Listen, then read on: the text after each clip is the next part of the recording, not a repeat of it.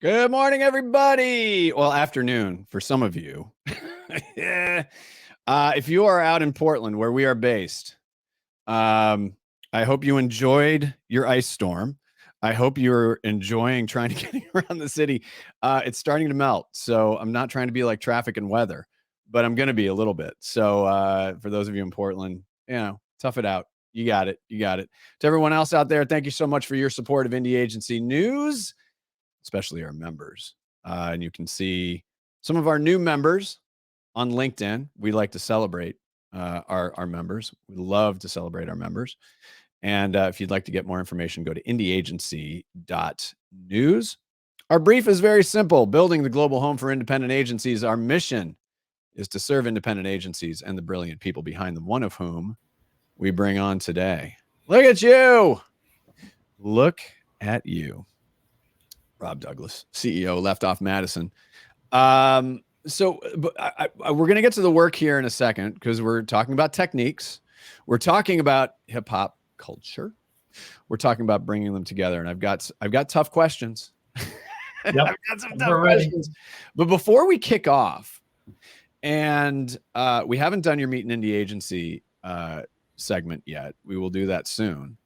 But I'm curious about your background in the industry, because I think it helps contextualize. A lot of people that are in the indie space have had experiences in independence, and they've also had experiences at holding companies and everywhere in between. So give us the little thumbnail of your background. Great. Thanks, Sam. Thanks for having me. As actually the interesting twist, I grew up in a household where they filmed TV commercials, which has its own separate story, but it really became sort of the breadcrumbs for me when I pursued a college career, then ended up in an internship thanks to Dot Giannone over there at Young and Rubicam. So spent the first decade of my career in Y&R before Martin Sorrell acquired it, which was around 99, 2000. Yeah, that's about right. So went through the pre-acquisition and then also stayed post-acquisition. And then from there, as Y&R was going through a very tumultuous time, clients exiting and things like that, I felt it was like an appropriate time to pursue, to grow my career, and ended up, sort of hop, skipping, and jumping. Landed for a brief minute with BBDO, then Ogilvy, and then decided that I really wanted to get back to really getting all of my tentacles, feet, toes, body, everything in every aspect of the client business. And it was, as I left the Y&R, I got more and more pigeonholed, and I hated that. Right. So then ended up at a company that ended up getting acquired by Dentsu. Okay. And then from Dentsu left and started left off Madison. Okay. I love it. That's a great background. So let's dive in, since this is IndieWork Live. I'm going to start, and these are, you have 30-second cut downs on this, and we were having this discussion. You said 30. I was like, no. So we're going to do these. We're going to play the first of these short films, and then we're going to dig in a little bit, because I do want to talk about the work, the elements, and the brief, and then we'll dig into it. So let's take a look at this first one. Great. For me, golf, it's a lifetime thing. It's similar to art for me. Art, I can do this till I die, and that's what I'm going to do. Going somewhere and going through something, putting your feet on the ground, being completely immersed in something else and something new is truly inspiring to me. Especially the way I paint. I use every medium I can. Everything has a different relationship with the canvas. Zanger Studios, man. It's where the magic happens. Everything you thought it is, it is.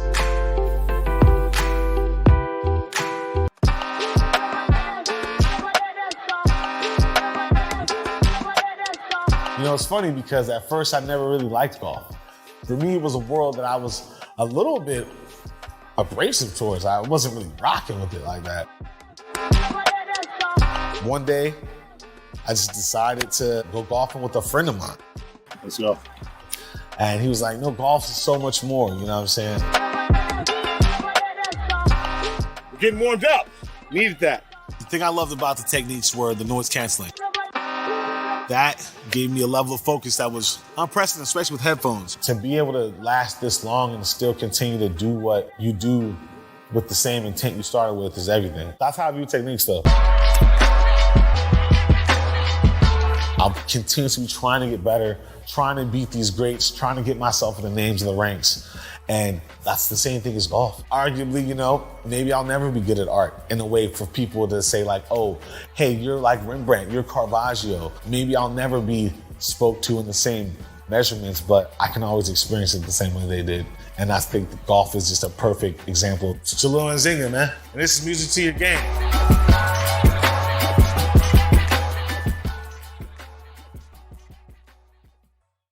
First off, he's got a nice little natural draw. His swing is nice. Yeah. It was funny. Some other golfers in our circle of friends noticed that, picked up on that too. Oh, that's funny. That's funny. No, he's got a really nice swing. So tell us about the artist. Sure. And let's break down the work. So break down the key elements that you really wanted to get to the forefront, because what we saw has a level of familiarity. It is a 2-minute film that, I get where this is going, but there are all these really unique twists. The subject matter is familiar but different. The main protagonist is familiar but different. So let's break that down a little bit. Sure. Jalil, actually, and honestly, thanks to our friend and colleague B. Wynn, who I've worked with since my Y&R days. He's actually a former marketing person from Loud Records in the music industry. He's now a serial entrepreneur. So he's really become an extension of the Left Off Madison team. So we work, Boris, my business partner, and I work very closely with him internally on this particular project. And Jalil is an interesting character in itself. He's not widely well known in the music circle, in the hip hop music circle, but he was actually a former member of a group that was known as the Pack or the Wolf Pack.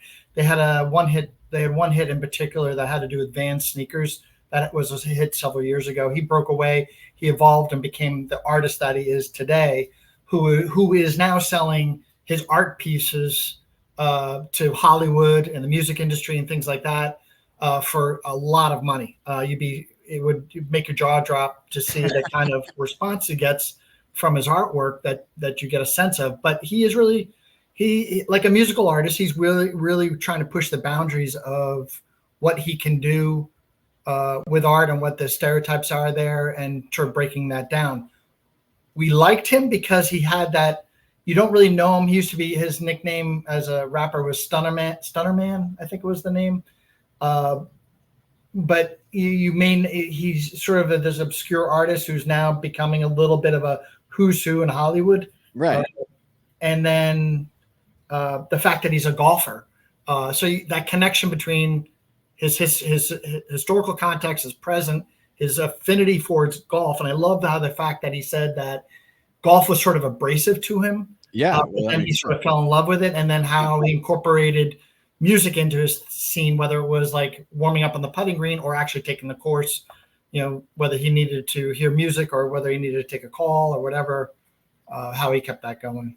Well, I mean, the abrasive part, let's put the elephant in the room. It's generally white and male. And so I can completely understand that. Now, the other thing that I really like about this is, and I'm going to talk about the competitive set after we watch this work and talk a little bit more, but if you think about it, this type of execution, you usually expect A-list star, a Colin Morikawa, a Tiger, you go through that, right?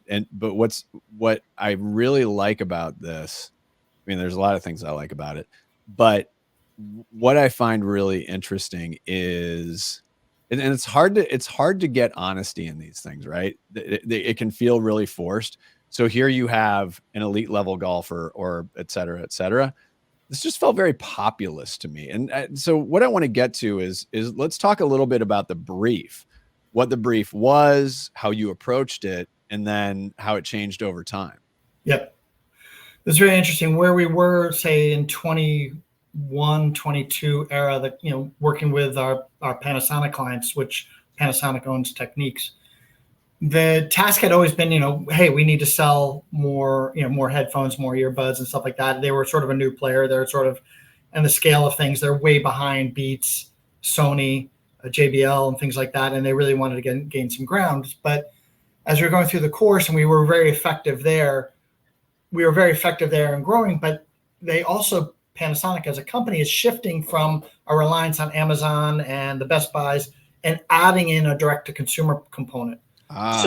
So there was a real business shift there. Not that they were leaving Amazon and Best Buy. There's still good graces there, but they really wanted to cultivate this direct-to-consumer business, which Boris and I have really been, in the trenches with them on. But the brief at that point is like, look, Rob, we get our funding from Japan. We have to make the case that with our limited budgets, how do we make these budgets work harder to drive sales and learn about the consumer and who they are and what they're all about? So we can't go after, and I'll summarize that the original target was, say, like business professionals, predominantly male. Think of that as a nice aggregate of the audience that we originally were targeting, but that audience is huge. Right. And when you think about business professionals, there's everybody, there's so many different kinds of business professionals involved in that. So the brief came down to us at the top. It was about a year ago at this time, almost at this exact time, where our clients came to us and said, look, we need to narrow this audience down where, again, we need to drive sales, we need to drive performance, but making our dollars work a lot harder. Help us find that audience. So we started off with a client, all the research and data they got, but what we sort of plucked out of that and talked to the client about it is we plucked out 6 to 8, I can't remember how many there were, but characteristics, whether it was demographic, psychographic, attitudinal. So we picked these characteristics that really defined the Technics target audience, that made them unique and different. And then we went to work on our data tools. One of our data tools that we use is MRI Simmons. It's a syndicated national study. It's not open to everybody. It's a subscription. Right. Yep. But we went head first, like dove into the data and went to work. We were like, all right, find us cohorts where we can really get in that. Yeah, smart. That's sharp. Because you're right. You talk about business, and I'm using like the air quotes there. I mean, Jalil's doing business. Yeah. He's influential and he's doing business.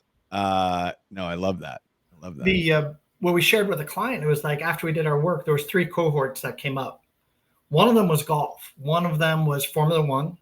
And I think especially if you take a look at, if you follow that at all, no, I do. Max Verstappen. I was there early, so I'm not on the bandwagon. Yeah, but you got the race in Miami now, and you got the race in Vegas. Right. NHL was another one too, right? Oh, interesting. So we went down this golf path, and the client originally gravitated to it for 2 reasons. One, when we did the sort of give me a head count, how many people are in Formula One, NHL, golf, whatever. And golf was the bigger one. Right. They also did their own internal research among, I guess, friends and family and executives, and said, does this make sense or whatever? But then it's where Boris and B and myself really huddled about, like, what's our recommendation? Size is one thing. Yeah. But how do we really connect the dots? Right. So size versus impact, right? You could have a huge audience, but if it's not as impactful, what's the point? Yep. So the connective tissue really came in when we were talking internally. So we almost like, okay, client, you're good. We get behind us and hear the reasons why. And the reasons why was primarily because if you take a look at Technics as a brand, it was lesser known for headphones and earbuds and things like that. Yeah. It was widely known for turntables. Oh, yeah. Having been in hip hop radio for 5 years, I know it well. So that was the sort of like, okay. What is it? Daryl McDaniels from Run DMC is quoted as saying something to the effect of, the turntable is to rap music as guitar is to rock and roll. Yep. So that was a starting point. And when we were talking with B, and B actually, again, former Loud Records executive, so Wu-Tang Clan, Mobb Deep, all those guys, and working with Steve Rifkin and all those, he was like almost our target audience. Here he is, a Vietnamese guy from the music industry, living in California, who has become a serious golfer. Wow. Is he handicapped? I don't know. I'd never asked him that question. Right. What his number is. But anyway, he has gotten so passionate about it. So we really started to talk about the realities of what the changing landscape of the golf scene. It wasn't like your dad, the old waspy people who look like you and me. Yeah. And how really, like, if you take a look at J.R. Smith, a famous or former NBA player, he went back to college and is sort of finding his way to become a pro golfer. Yes. But then you'd even find all these NFL, Major League Baseball players like really having a lot of passion around golf. So it was really taking off. Steph Curry. Yep. I mean, he's going to be a pro. Yep. I mean, he's going to be on the tour. So we really followed that path, and we're like, okay, this is now that gives us the connection back to the turntables, hip hop culture, the browning of golf courses, if you will. Right. When you think about the other like clothing brands that were coming into the space, you had, and also just the pressure that the PGA was getting from its competitor, right? And what that was going like. There seemed to be sort of a crucible of change happening. Yeah, it makes sense. Let's do this. So one analog I'll give you on this is similarly in footwear. To me, Techniques feels like New Balance, right? Where they're making some of these interesting little moves. That are about influential. Now let's be very clear: influencer versus influential. Jalil is influential. He's not an influencer. Influencers can be, that's perishable. Being influential endures. So that's interesting, and I think that tracks a little bit with me. But let's look at the second video, and then we'll ask a few more questions. We'll wrap up our conversation. Then you and I are going to look at some work. All right, here we go. My passion for music really emerged just from my love for DJing. Part of the movement that I'm trying to cultivate right now is music and art and food, bringing them into the golf space and vice versa.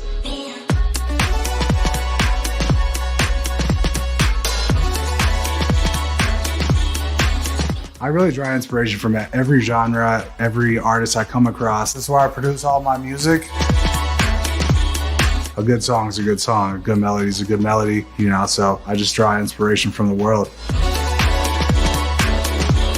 Yo, what up? So here at Gorilla Pies, the restaurant that I own with my brother, Chef Ben Osher. It feels very casual, but the food is like the highest echelon due to my brother's, chef skills. He's got a lot of techniques, you know what I'm saying?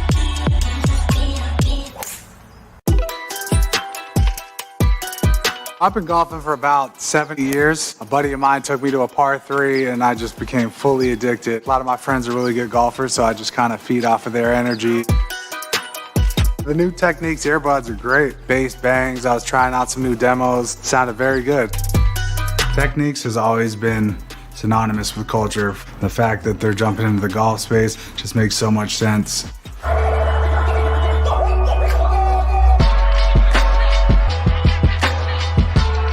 When I won VH1 Master of the Mix, they made a one-of-one custom white Technics 1200 turntable. And after I won the show, they said, you know what, JCL? You should have these. And I said, you know what? I'll take them. Technics has meant so much to me from the start of my DJ career and still progressing 20 plus years in the music industry. So I'm a tank just like these Techniques. JCO, DJ, producer, and unprofessional golfer. This is music to your game.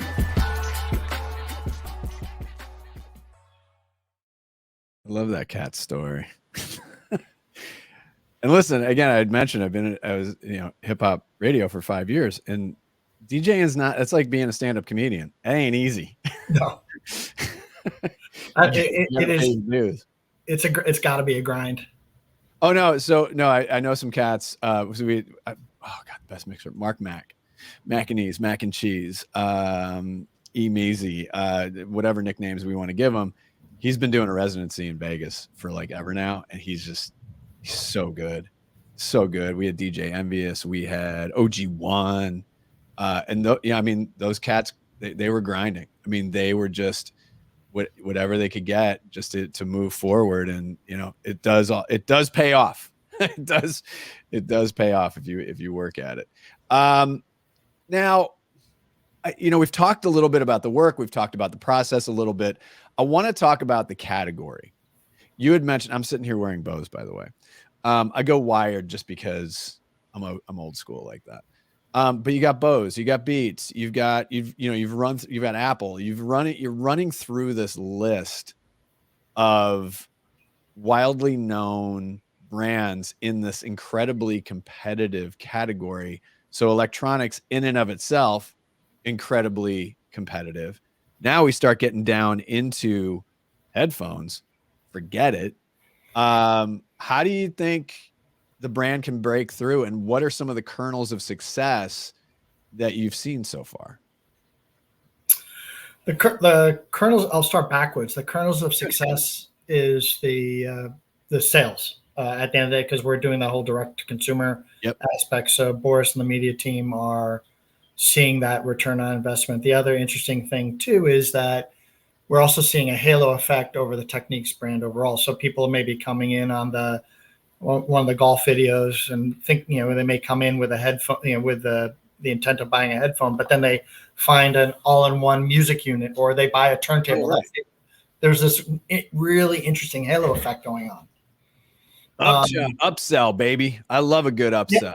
Yeah, but and the thing is like it's a message to clients too. Like, we have gotten ourselves so in this narrow-mindedness of like, I've got a new product and I need to sell this product, and every advertising dollar, and if we're not selling that one product that we're promoting, we failed. And it's like, right. You guys step back and be like, no, you don't understand. Like, and you can picture the rest of the story.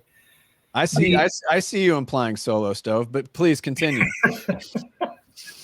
But I think where we go from here, and this is our challenge as we go into the next fiscal year with them, is not being fleeting. Like, if we put our foot in golf and we have the legacy with hip hop culture, we got to stay here. But the key piece to this thing is we have to stay, here's the typical marketing speak of, we got to stay true to the brand. We got to stay true to the brand in the sense that we can't be flaky. We got to be legit.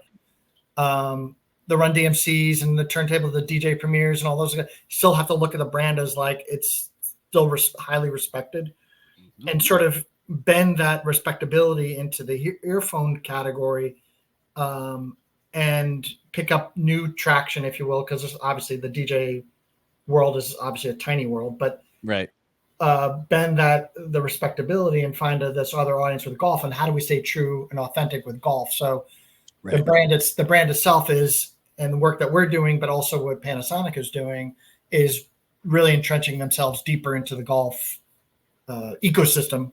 Right. Overall. Yeah. The New Balance of headphones. Yeah.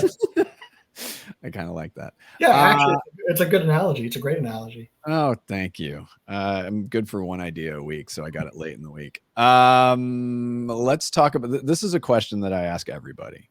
How do you sell in work to a client? How can you sell in brave ideas? How do you sell in the work? There's two things. I'm not sure which is first. There's two things that are critical in thinking about this question. Number one is it's got to be data led.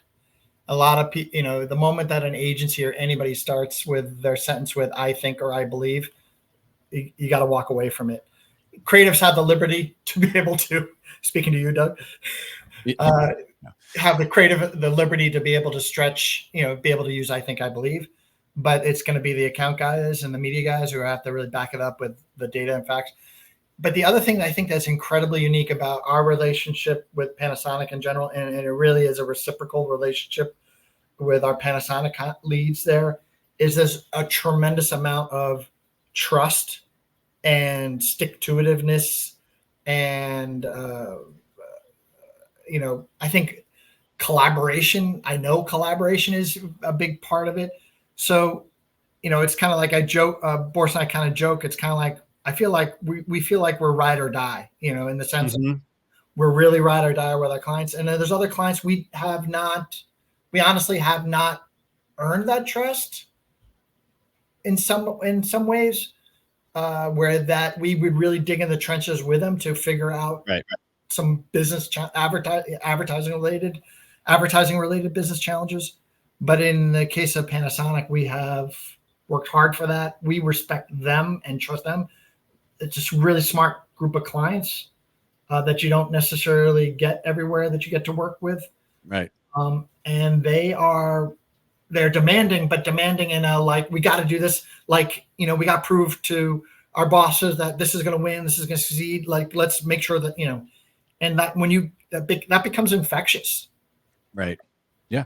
No, I get that. And if you need to have both of those things, the data to support it, but then a client trust related. If you're a vendor and you're just order takers like a short order chef, right. That's not the foundation. That doesn't take. No, it doesn't take. All right. Well, this is cool. I love where you're tracking with this. This is fantastic. Should we look at some work from some other agencies? Let's do it. So a new little feature of this particular show is we get pitch stuff all the time. You are welcome to pitch us. Indieagency.news. If you remember, you have a little special pitch form for that. So we want to take a look at a little bit of work that came in this week. So this agency is called Giga Savvy, and it is for their client, West Coast University. So we're going to take a look at this.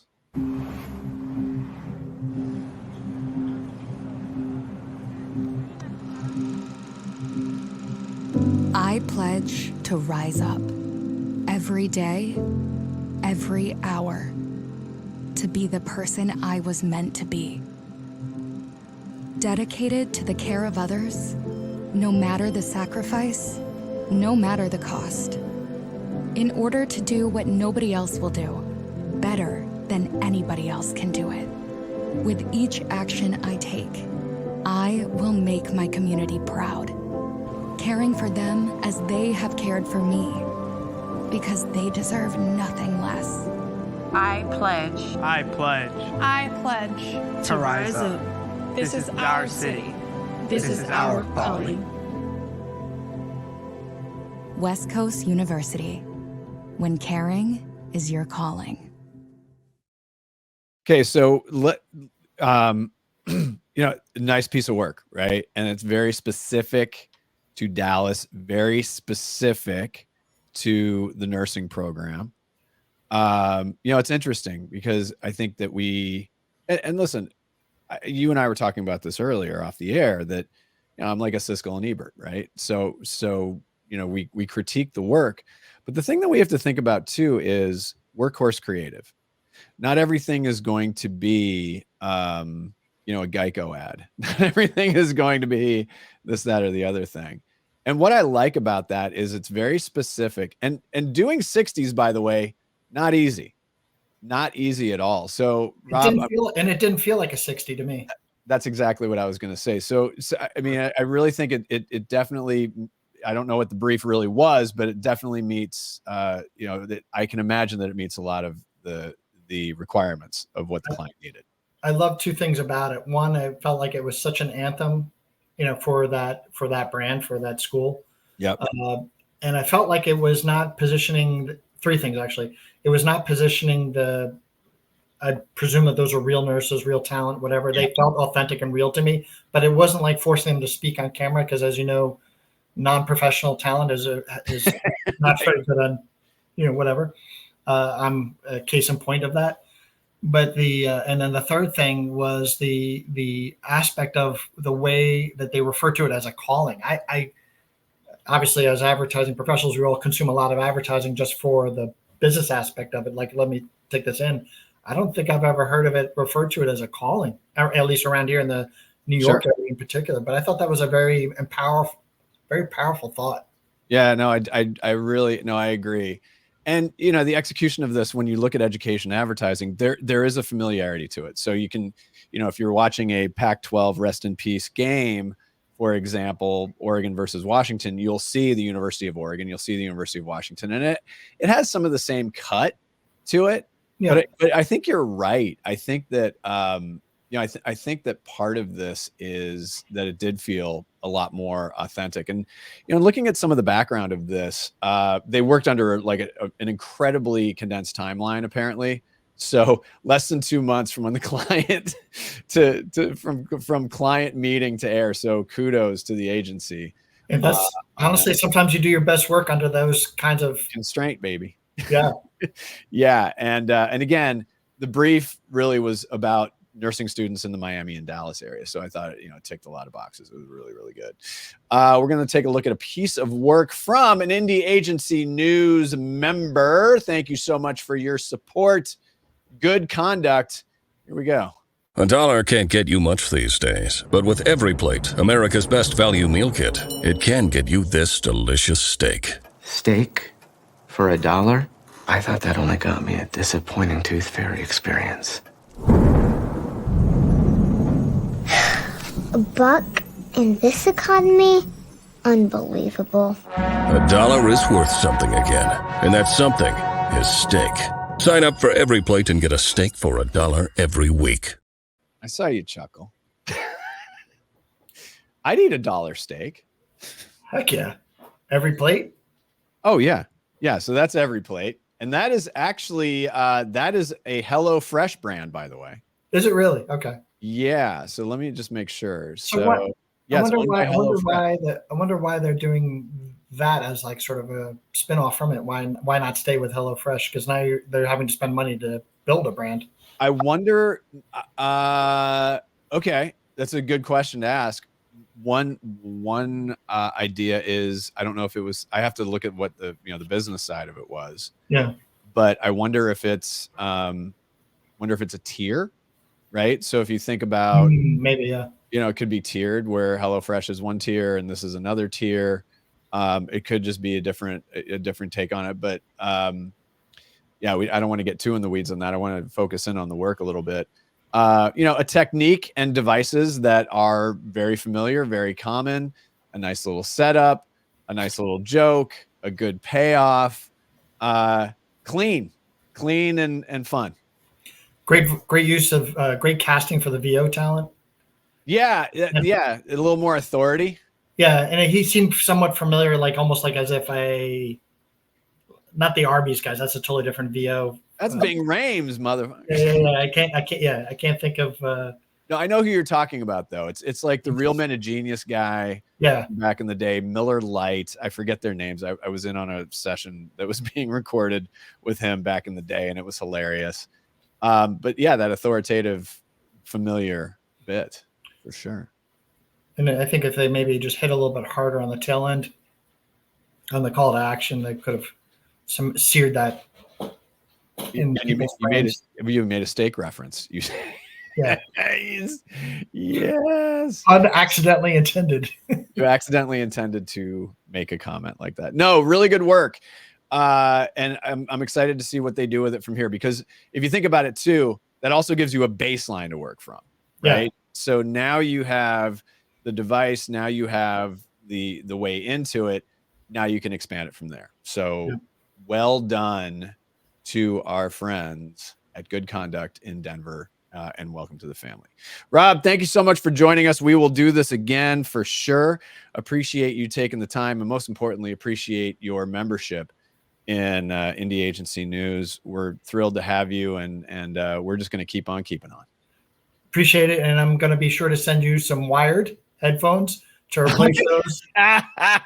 Replace those. All right. Waiting just to drop that on you at the end of this, so I can. I figured as much. Oh my goodness. All right. All right. Fine. Priority. Yeah, but you know what? You did get a members only jacket from us. Yes. So yeah. Now you actually have to wear it in public. Oh my God. Rob Douglas, CEO, left off Madison. Stay put backstage. I want to thank you so much for joining us. All right, everybody, a reminder that we have a show every day at 9 a.m. Pacific time. That is 12 noon Eastern. That is 5 p.m. GMT, 6 p.m. if you are in France. Tomorrow is Pun Fight. It is our first game show. We have Pun Fight, Liar, Liar. A new one is going to be coming online as well called Random Question or Random Q. But we just want to have fun on Fridays. We want to cut loose. And then Monday, we will have another Indie Agency News Radio over on LinkedIn.